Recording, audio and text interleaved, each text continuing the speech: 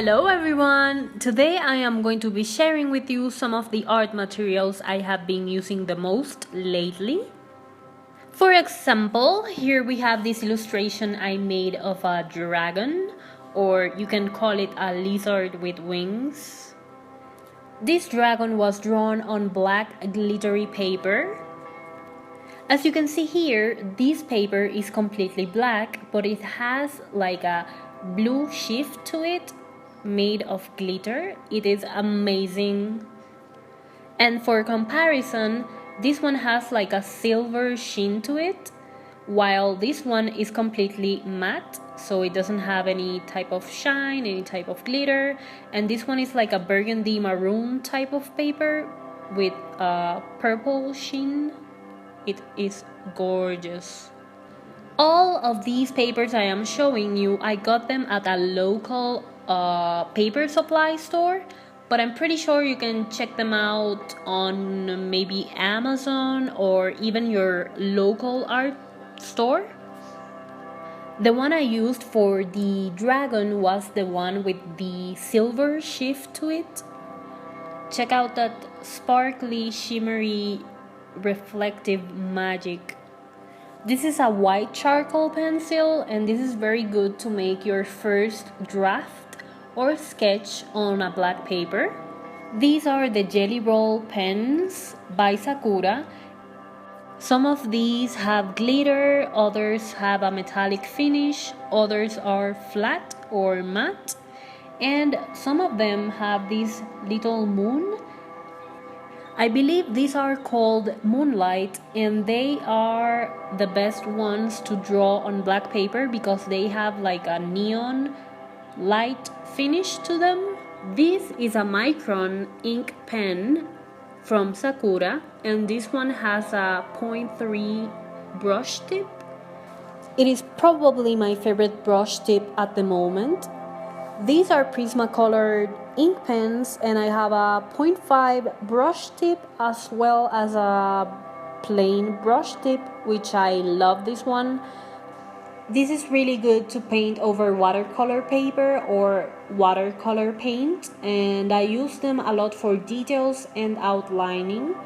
A very important material I keep finding new ways to use are the famous Prismacolor pencils. And for this particular piece, I used a purple, a white, and a black Prismacolor pencil. I also use Prismacolor pencils a lot on my watercolored paintings, especially for details. And speaking about watercolors, these are the Prismacolor Kohl Erase pencils.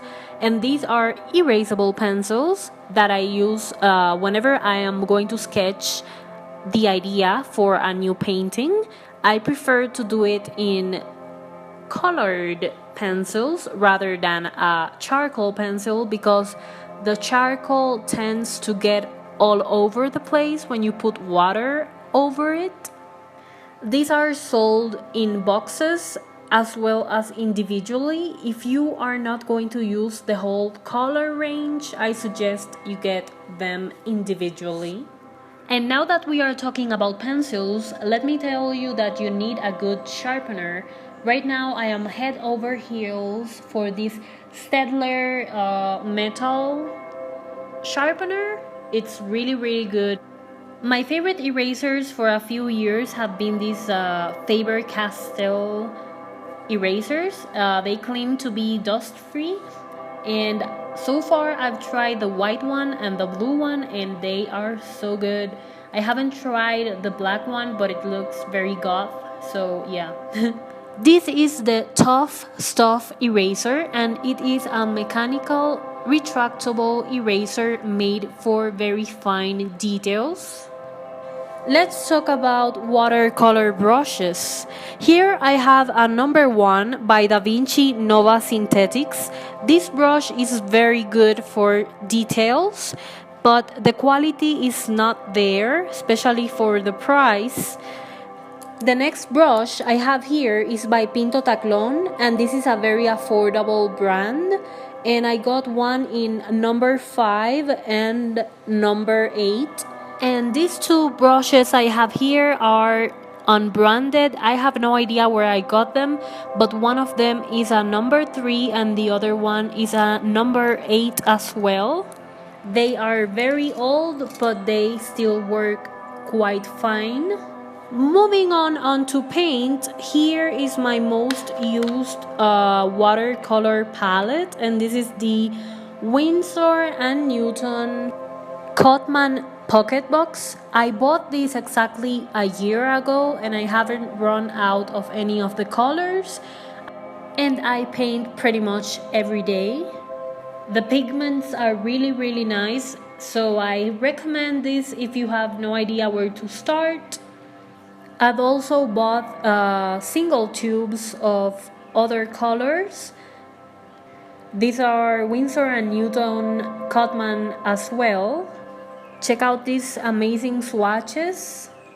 Here you can see the difference between the cadmium red I bought on a single tube versus the cadmium red on the pocket box. The one on the pocket box is more warm, more of a true orange, while the one on the tube is more of a true red. Another reason why I like the watercolor pocket box is because it includes a bunch of colors that I may not reach for as often, yet I have those colors right there for commissions and other things I may need to do. Sometimes I like to change it up and use watercolor pencils. These are from Staedtler, and the ones on my left hand are some of the newer versions, and the ones on my right hand are from the 90s. And they are still in very good condition, so I use them both. As you can see, here are some of the swatches for the colors, and they are really nice and bright. I made this goat entirely using watercolor pencils, as you can see. What I like about watercolor pencils is the many ways you can use them. For example, you can draw on wet paper, or you can actually use your brush to take out some color and then paint, and you can draw on dry and then use your brush to make the desired effects. So when I made this little goat sketch, I tried the 3 different techniques I just mentioned. On the ink department, my favorite current inks are these by Winsor & Newton. Just like with any of the other inks I've used in the past, I've noticed I have to shake them very vigorously in order to have a full opacity of color. Natural separation often occurs on the metallic and gold inks especially. These are all light fast and waterproof, and by the way, another ink I have been using for a while is the Higgins black ink, and this one is quite good. It doesn't separate as much as the Winsor & Newton one. It is also light fast and waterproof. A nifty new gadget I got a few months ago is this sort of plate with holes in it. So you put your inks or your watercolor mixes inside it, and yeah, it's a color palette. I think I should have bought a bigger one, but I wanted to try it first, and yes, this is a total hit. This is just a regular roll of masking tape that I put on the borders of my watercolor paper in order to avoid the bending of the paper. And now let's talk about watercolor paper. Here are some sketches I made on Strathmore watercolor paper. This is really good paper, and yeah. I also have a sketchbook from this brand, which I showed you earlier with the swatches of color and the goat illustration. The rest of my paper clips got corrupted, so here I am recording it from my phone. This is the Fabriano fine grain paper. It has a weight of 160, which means it does bend, so I always use masking tape with this paper. However, the paper has a beautiful texture and a really nice size as well. If you ask me what's my favorite watercolor paper, is this one by Arches, and this one has a weight of 300, so it doesn't bend when I put water on it.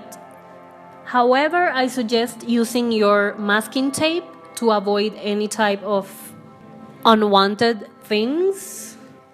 The texture of the Arches paper is really nice as well. So if you are going to the big leagues with your painting, I suggest you get the Arches one. But if you want to test the waters first, you can try many of Fabriano's brand papers, because they are excellent as well and not as pricey. And finally, these are individual sheets of Fabriano paper I got at a local paper store, and these probably weigh 300 or more. This is a very sturdy paper, and the size is very inviting to create very huge paintings, as well as cutting it to your desired size. Now, certainly there are many other things I use in the making of my illustrations and paintings, but this video is very long. So if you have any other questions, just leave them below and I'll be happily ever after And I'll happily answer any doubts you have. I hope this video was informative. I will see you next week with another video. Take care and bye bye.